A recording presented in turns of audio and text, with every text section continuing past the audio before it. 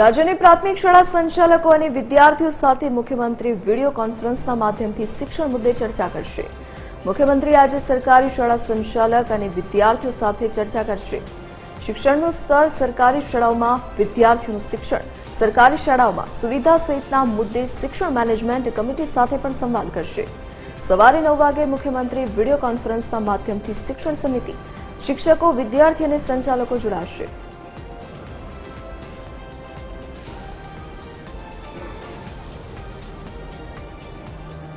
વધુ જાણકારી સાથે associate editor Sonal Anadkat phone line પર જોડાઈ ગયા છે।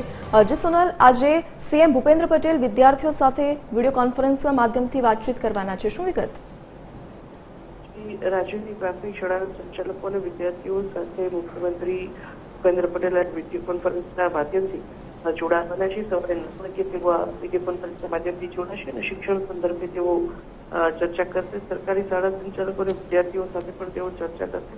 શિક્ષણનું સ્તર સરકારી શાળાઓમાં કયા પ્રકારનું છે, કેવા પ્રકારની સુવિધાઓ વધારવી અને કયા પ્રકારના સુધારાઓ કરવા જરૂરી છે અને વાલીઓનું પણ કયા પ્રકારે યોગદાન હોઈ શકે, આ તમામ મુદ્દાઓ સંદર્ભે તેમજ શિક્ષણ મેનેજમેન્ટ કમિટી સાથે પણ તેઓ સંવાદ કરવાના છે।